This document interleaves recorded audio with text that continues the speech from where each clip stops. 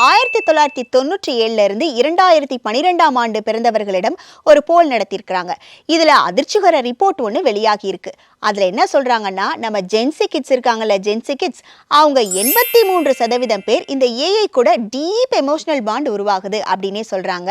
இன்னொன்னு சொல்லியிருக்காங்க, சட்டப்பூர்வமா அனுமதிக்கப்பட்டா 80% பேர் ஏஐய கல்யாணம் கூட பண்ணிக்குவேன் அப்படின்னு சொல்லியிருக்காங்க. இது பத்தி ஆராய்ச்சிகள் என்ன சொல்லுதுன்னா, ஏஐயோட எமோஷனல் ரெஸ்பான்ஸ் மனிதர்கள் போலவே இருக்கலாம். அது லாங்குவேஜ் பேட்டர்ன்ல டிசைன் பண்ணதுனால கேரிங்கா ஹியூமனுக்கு அது ரிப்ளை பண்ணுது. ஆனாலும் அதுக்கு உண்மையான உணர்ச்சி, கான்ஷியஸ் எக்ஸ்பீரியன்ஸ் இல்லை. அதுக்கு காரணம் ஏஐ பற்பல மாதிரிகளிலும் ஹியூமன் லைக் பிஹேவியர் சிமுலேட் செய்வதற்காக அல்காரிதம்ஸ் பயன்படுத்தப்படுகிறது. ஆனாலும் அந்த ரெஸ்பான்ஸ் ஜென்யூன் எமோஷனல் ஸ்டேட்ஸ் இல்லை. சட்ட ரீதியா பார்த்தா பல நாடுகள்ல ஏஐ மனித கல்யாணம் அங்கீகாரம் கிடைக்கல.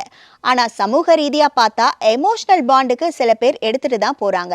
நிபுணர்கள் இதுக்கு ஒரு எச்சரிக்கையும் கொடுக்கறாங்க.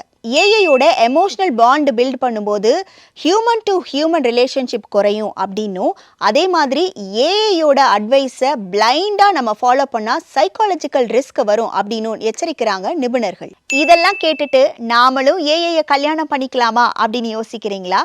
ஏஐ ஸ்மார்ட்டா கியூட்டா பேசும், ஃப்ரெண்டா இருக்கும், நமக்கு சப்போர்ட்டா இருக்கும், அவ்வளவுதான். ஆனா காதல் கல்யாணம்லாம் இப்போதைக்கு ஹியூமன் டு ஹியூமன் தான் சாத்தியம்.